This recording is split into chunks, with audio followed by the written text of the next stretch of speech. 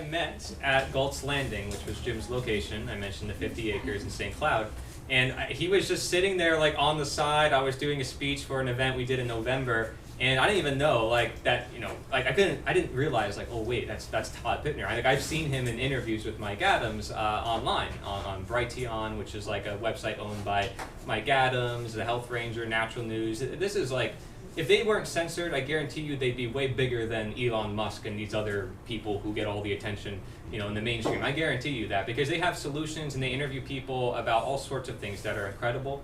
So I look forward to hearing, what Todd has to share with us, and I'm going to give you the floor. And I just want to say that, I met him at Galt's randomly. I'm like, oh wait, it's Todd. Wait, you know Mike Adams? He gave me his card. I was like crazy. And so that's how I met him, just so you guys know. My name is Todd Pitner. By show of hands and raise them high, how many of you have either seen me speak before or are seeing me speak for the first time today? Raise your hand. I told you I could get everyone to raise their hand at once. My name is Todd Pitner. Corey asked me to give you a little bit of a backstory, so I'll rewind. Apparently I was a good swimmer. I outswum 28 million competitors to my mother's ovum. Too far back? Too far back? Anyway, okay, a couple of jokes out of the way. So I, was an athlete in high school and had scholarships, University of Iowa, and then my junior year in high school, I broke my neck in a football game. And so that kind of screwed up my football career. I was in one of those halos for a long time and everything. And today, you two know that I'm a pain in the butt to go to dinner with, because I have to sit where I can look this way. I cannot, for me, looking straight is like you cranking your neck. So I love to look at people this way, and I won't do that to you. But I can't look right. It hurts so bad. So I have to sit accordingly. Ended up going to college, finance degree, graduated, got a great job with a company called R.R. Donnelley, which back then, when I graduated, it was like, that was when you could get a job that you presumed would be cradle to grave, right? That you could retire. Not the same anymore these days, right? And so I was with that company for a good dozen years. And then I ended up getting recruited out of that company to another one that was just kind of a startup out in the Northeast. A couple of entrepreneurs that had some of these visions, like companies like Priceline.com was one of the companies they were working on. And, about 15 other companies that I guarantee you all have used, you just don't know who was behind it. So I joined that company, and for 25 years was headed up partnership development for them, and as part of that, oh, by the way, I forgot this. The reason why I even mentioned college is I put myself through college as a magician. The youngest of 6 kids, you had to do something to get attention in my family. And when I was 8 years old, my dad gave me a magic set for my birthday, and the guy wasn't very smart, because he would literally teach me how to do these magic tricks. And then like the next day I would do magic tricks, and he would say, "Son, how did you do that?" But I love that, and I don't know, it just became my thing. And by the time I was in college, I was really good. And I paid my way through college. Now, when I had a partnership development, when I was in sales and all of that, magic was part of my life, because everybody loves magic, except 5% of the people. Do you know those 5% of the people? You know what they are? I call them the grabbers. They're the ones, when you're doing a magic trick, right in the middle of the trick, they have to grab it. And they say, "Oh, I saw you." Or if they see how you do it, instead of just sitting back and enjoying it like a normal human being, they're like, "Let's see how you do that, Check his right pocket. See, did you?" It's just, so those are grabbers. I don't like grabbers. I tend to think that they're, we're recording this, but I'm going to say it anyway, that, liberal NPCs. It's the only way I can reconcile it. They just are wired differently than we are. Speaking of that, had dinner with a wonderful couple, Peter and Mary. Mike and I'll get to who Mike is. We interviewed him. Peter McLaughlin. He comes to our events. Yeah, he comes to the events. He couldn't be here tonight because he's shooting shit. He went and he has a whole weekend where he's paying them to teach him how to shoot shit. So it's kind of cool. So he gets the testosterone pass. But we went to dinner a couple of weeks ago and he said something to me that I thought was brilliant. What do you guys think of this? I'm sure many of you are spiritual believers, and I'm sure many of you might believe in this thing called the rapture, right? He thinks the rapture happened in March 2020 when the boogie virus was released, right? Because what happened when that happened? Didn't it separate everybody? You had those who were living in fear, that believed this boogie virus was going to, that I have to protect myself because I may be an asymptomatic silent assassin that's going to kill my grandma and all of that nonsense. And everything that happened that disrupted this world. And the masking up and everything. Well, I was one of those pebbles in the shoe. Didn't wear a mask once.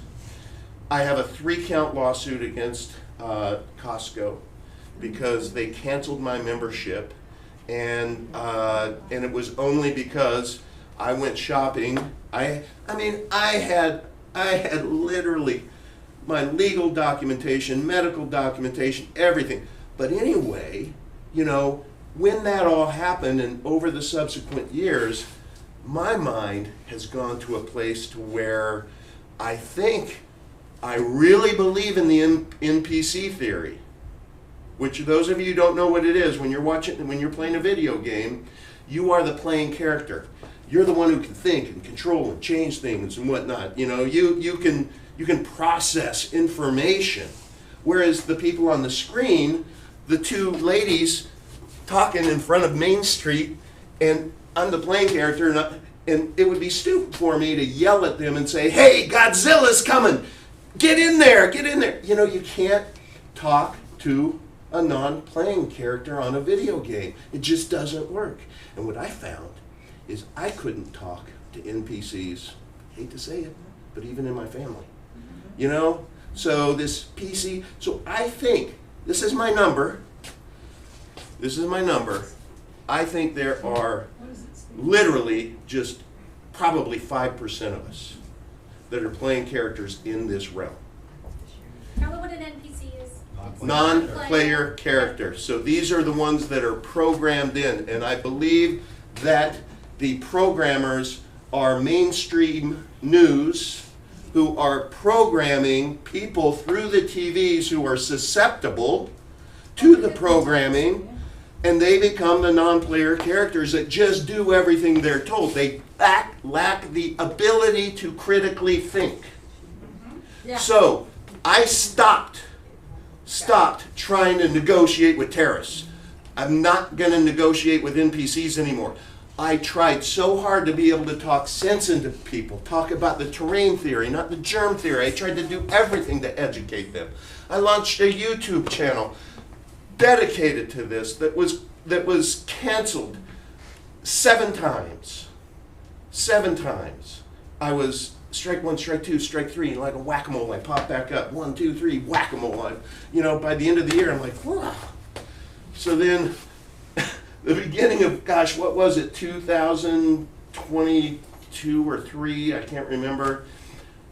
Somebody called me and said, "Hey, I think you need to invest in XRP." And I'm like, "What's XRP?" They're like, it's crypto. I'm like, know nothing about it. They're like, "Yeah, well, dude, you need, trust me." Now, this guy I did trust. And so I'm like, okay, what's crypto? What's XRP? I just got a bonus check. And I'm going to spend that bonus check on some XRP because I'm a doer, man. I kind of dive into the shallow end head first is my modus operandi. And I figure things will work out, you know? And so I invested, I figured it out. And I thought, you know what, they keep canceling my YouTube channel, but I like YouTube, I like talking to people, I like talking on air. Maybe they'll let me talk about crypto. So I decided, I don't know a thing about crypto. At the time, I was 55, and I'm like, you know what? I'm going to do a show following an older dude's journey of figuring out this crypto stuff. You know, come along for the ride. And it caught on. People really liked it. And over the period of 4 years, I realized that I like private crypto, not public crypto like Bitcoin. The difference between Bitcoin and I'll say Epic Cash, which is like Bitcoin but private, is if you go into a bathroom at Chicago O'Hare, you know, and you have to do your business, which stall do you want? Do you want the one that's plexiglass that you can see through, you can see everything that happens in there? Or do you want the one that's kind of like we're used to? I like my privacy. Well, that is really important in crypto. There are privacy coins that the Druid Babylonian bastards out there are working really hard to try to outlaw. They're trying to suppress, they're trying to destroy, you know, but good luck with that. You know, when people talk about my private crypto or whatever, I'm like, what private crypto? You know, what? I don't know what you're talking about, because you can't find anything, you know? That's just the nature of it. I bring that up to you only to tee up the next phase of my life. Everybody in here know Mike Adams, I'm sure, yeah? He has a very distinct voice, yeah? I didn't know Mike Adams. I knew Mike Adams, but I didn't know Mike Adams. So I get this call one day, and it's like, hey, Todd, Mike Adams, I hope, is it cool that I'm calling you right now? Is everything? I'm like, who do I know who can impersonate Mike Adams? You know? But he kept talking, and he says, hey, I just wanted to talk with you about some things. He goes, I've been binge watching your crypto channel, and I've learned so much. And I really love the fact that you're committed to privacy and taking self-custody of your crypto, which is important. Maybe that goes woo, but it's important. It's kind of like with precious metals. You can buy precious metals as a stock certificate, right, somewhere that somebody else's, or you can buy precious metals and take self-custody so that it's in your hands. Your problem, figure out where to hide it, but you know, you'll figure that out. We'll work that through.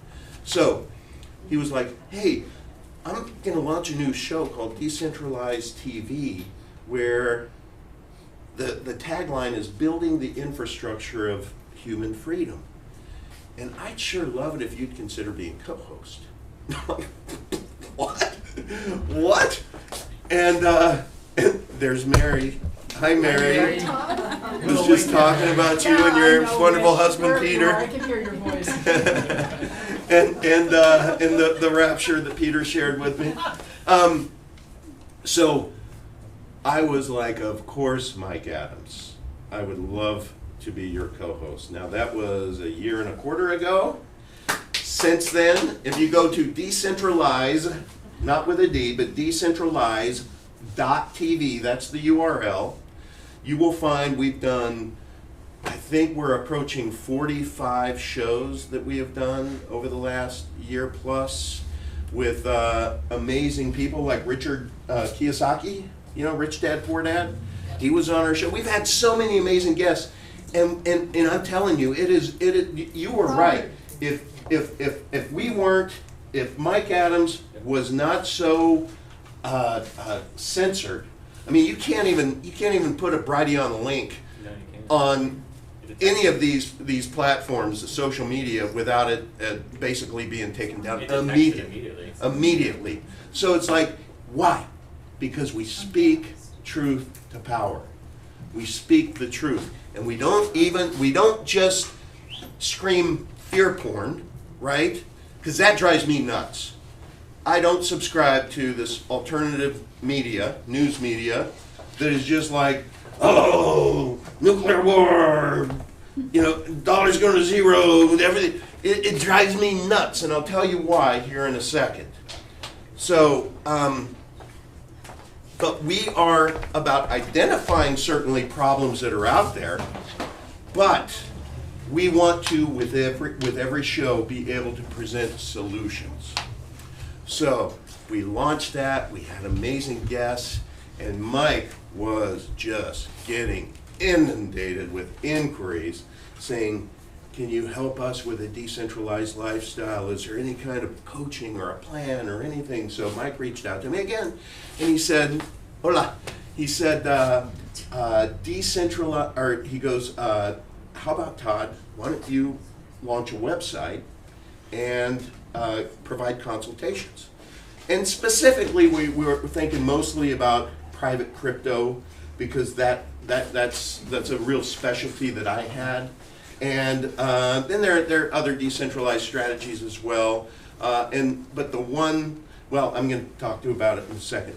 But so I launched decentralizedirectory.com, decentralize, and then directory.com, so like two words put together.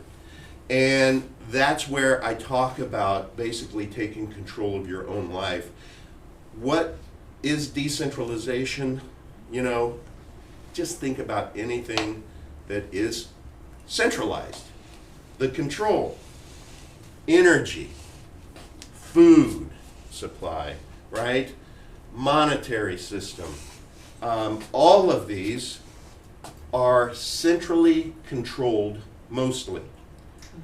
And they try to, you know, herd you in like cattle into these centralized control settings, so that if you don't bend the knee to them, you don't give the left shoulder, say jab me once, jab me twice, boost me, if you don't do that, then they're going to take away your fancy pants and lollipops, right? That's a shout out to Big Bear.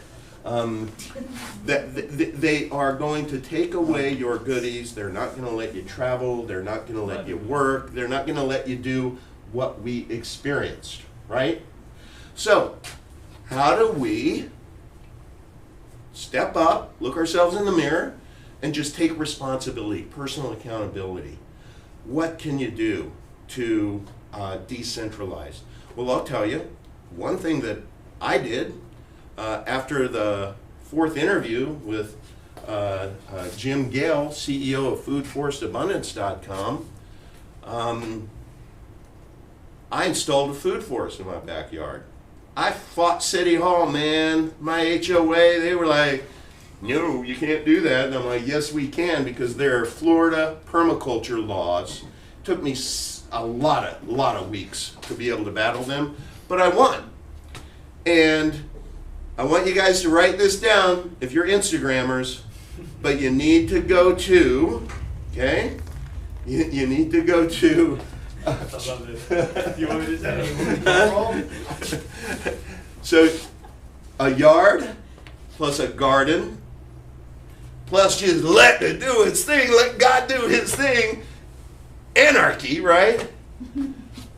I launched a YouTube channel, secured the URL. It's coming to a website near you, but it's called Yardanarchy. I'm a yardanarchist, baby. Right?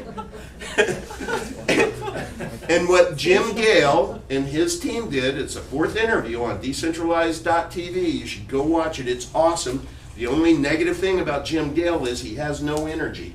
He'll put you to sleep. People who know him know that I'm joking. That dude is like a ever-ready bunny, you know. He's just amazing. So, the food forest deals with energy inflation, right?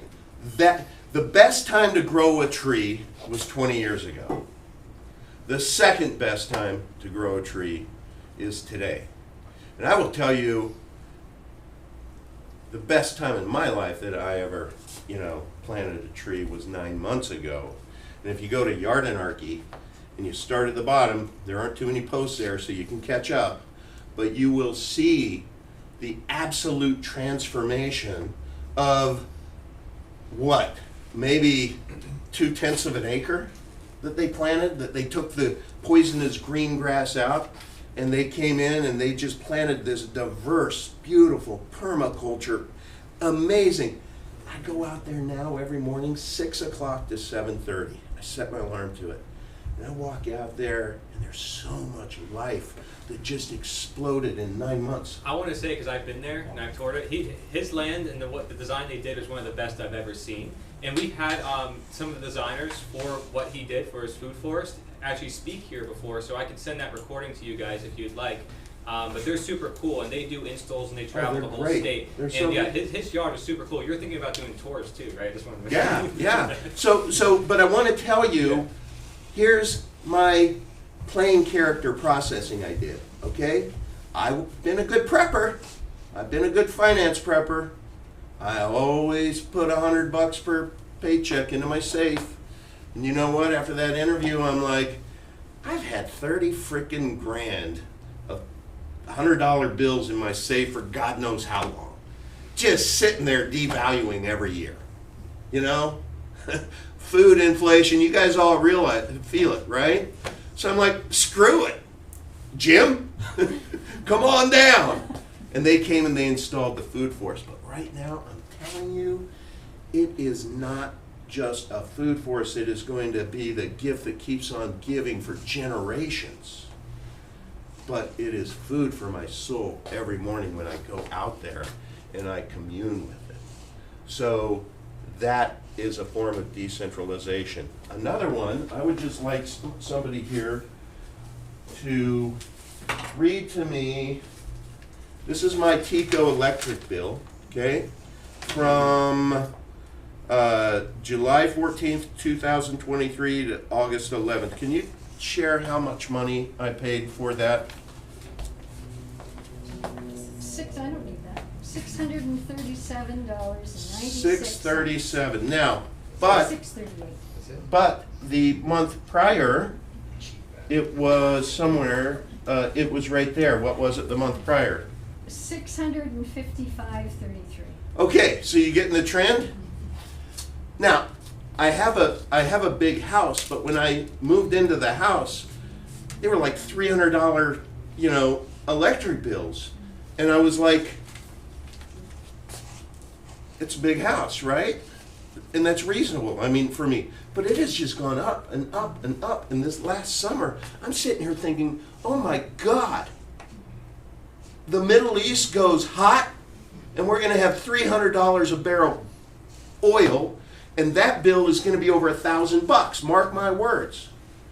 So I'm like, okay, what can I do? What can I do to decentralize? What can I do to get out from under the thumb of centralized energy?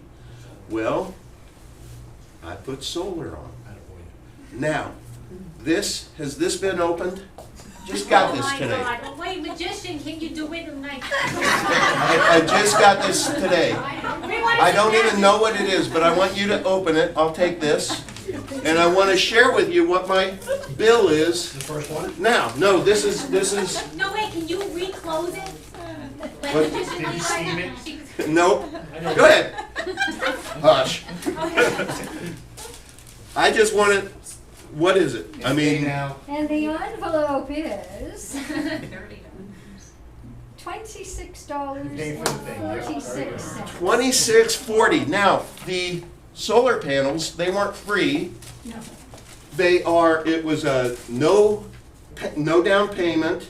It was like a 3.8% interest, but my payment for the next 25 years is $350. But you guys all in here talk to me in 5 years when literally a normal size house is over $1,000. And that's what the Druid Babylonian bastards are doing to all of us.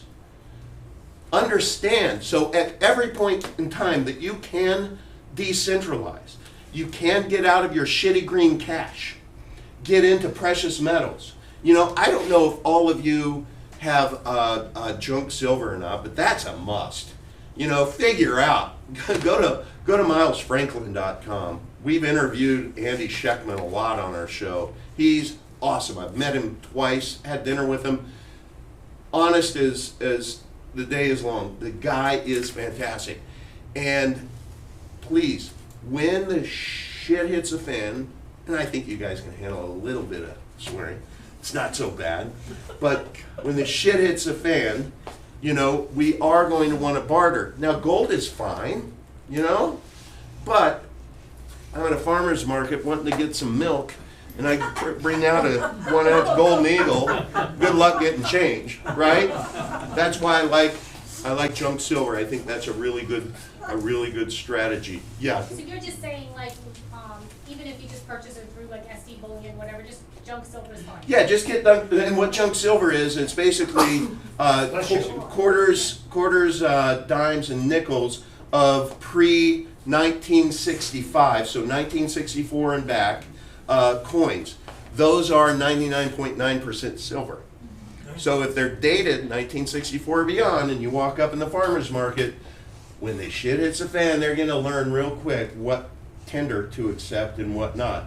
Yeah, go I ahead. do want to mention, we did do an event here on gold and silver at one point, and Keith was the speaker, so he's back there if you guys have more questions regarding Nickels are made out of nickel. Oh, okay, so dimes and And they're 90% silver. 90%. Okay, so we, all right. Yeah, he's really good at it. But, And you can decentralize and buy it within 5 miles of your. perfect.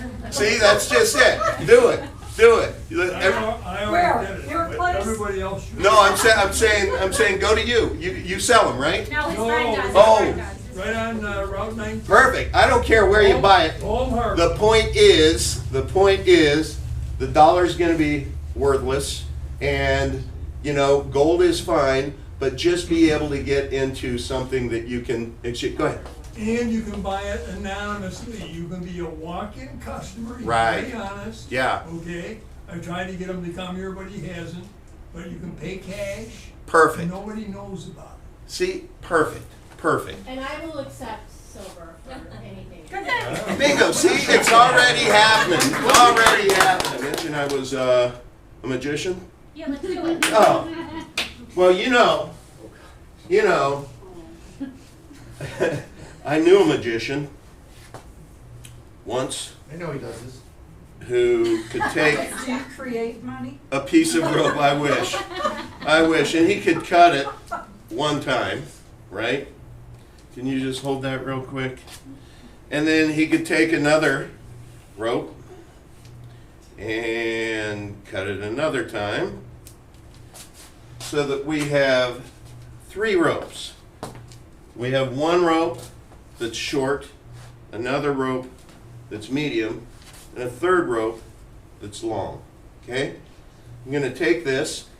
I'm going to put them side by side, and I'm going to take the short rope and pull it up here so that it is next to the long rope. So I have short, medium, long, and then short here. Now I'm going to come down here, and I'm going to, I'm going to bring this one up by the medium rope, and then I'm going to bring the long one and bring it up by the medium rope. Now what happens is when you have short, medium, long, and you pull them, they all become what? The same length. So you have one rope, the same length as the second rope, the same length as the third rope. We're not done. Because this guy, I saw him do it. He took the 2 ropes and he said, if I put it up here and I pull, it becomes one extra long rope. And then, I'll be darned, I said, can I try it? And he put that back there, he pulled this through, and he said, sure you can. Short, medium, long rope, now you try it. Okay. How'd you do that, son? Pretty well, thank you. You know Roberts, I'm you know Roberts. gonna read your mind. Bridget, shut yours off.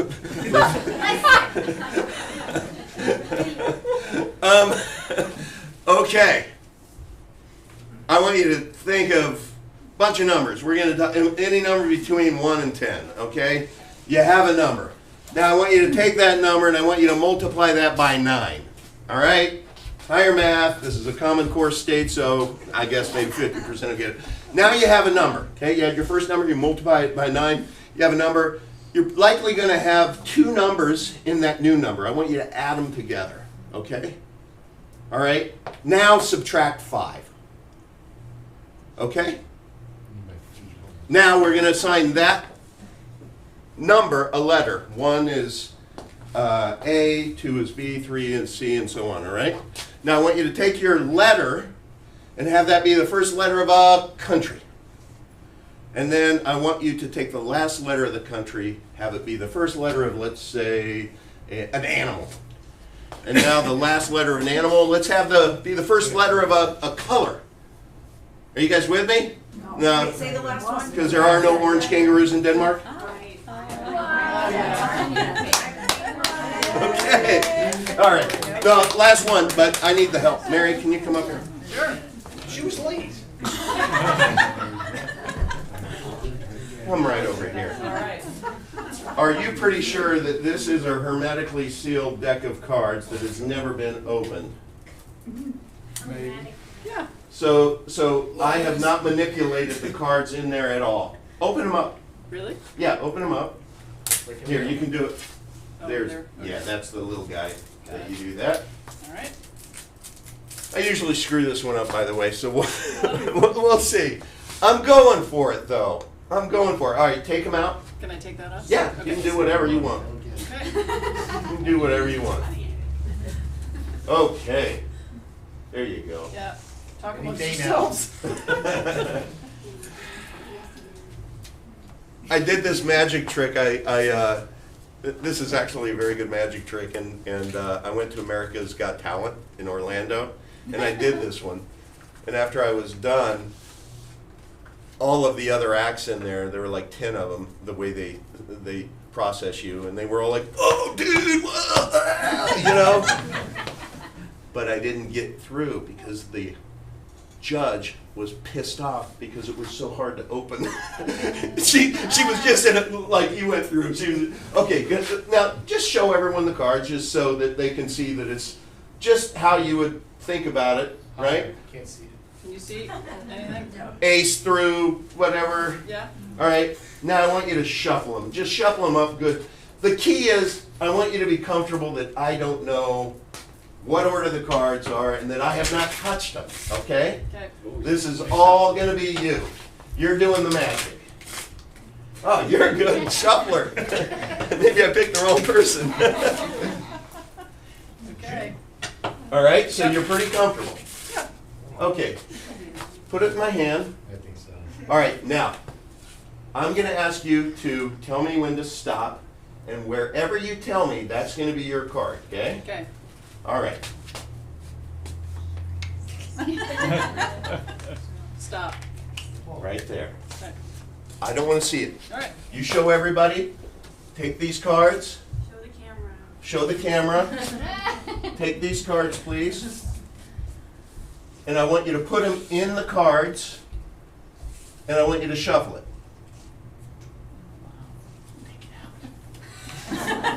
And then, once you shuffle it, I want you to make sure it's not the top card and it's not the bottom card, and then put it back in the card pack. So that there's literally no way that I can access it, manipulate it, see it. Hang on. I'm working on it. What's the chances? What's the chances? By the way, I did not get put through on America's Got Talent. Who'd have thunk it? Okay, is it in a card box? Is it Can in you it? say Is it in the card box? I gotta put it in the box. You want to put it in the box? Yeah, put it in the box. All right. Make sure it's not the top card, or your card isn't the top or bottom though. Roger. Okay? Yep. All right, it's in the card box. Yes. All right. Usually there's a table, but let's just use my arm. Okay. Put it right there. Okay? Yep. Now, would it not be amazing? You said it was not on the top or not on the bottom. Correct. Would it not be amazing if I went 1, 2, 3 and I hit the cards, and your card went to the bottom of those cards? Would that not be amazing? It would be amazing. Now, you can flip it if you want to throw me off, or if you're happy with it like that. What do you Which, think? Flip it? Flip it. Leave it? Leave it. Okay, we're going. Leave it? We're going with leaving it. okay. Everybody watch it because it's going to happen very quickly. 1, 2. All right, on the count of 3, you have to say decentralize. 1, 2, 3. Decentralize. The magic is done, folks. Go ahead. My work is done. I was able to slap that thing. Card on the top of the bottom. Slap that thing, Chris. I mean, Rich. Oh, yeah. All right. Yeah. So yeah. Now take a look, and it is your card is on the bottom or the top, whichever. No! You failed. What? No, sorry. 3 buses. Wait. Decentralized. It's not 3 clubs. No. That's Wait. me. You No. you know what I did? You know what I did? I screwed up. No. I hit it too hard. I think it actually went through my suit jacket. I mean, I think it penetrated right through that box and through my suit jacket. The hidden card trick. Let me get my Chippendale moves on. All right. There you go. That's it. For the camera. All right, I'm going to put that right over there. All right. Actually, it didn't just go through my suit jacket, it went through my shirt too. You can actually feel it in there, Hey now. I'm sure. That's Go one ahead. heck of a card, I tell you. Do you feel it? No, I do not. Up, go up. It went through you. Anyway, I sure wish I could do that trick. But maybe it's in there. Maybe it's in there. I don't know. We go like this and I shake it a little bit. Wait. Is it the 5 of hearts? That's nuts. Yeah, ladies and gentlemen, the 5 of hearts, baby! I think I'm just going to walk around now with one like that. All right. America's Got Talent. America's Got Talent, but their judges suck. So you go to class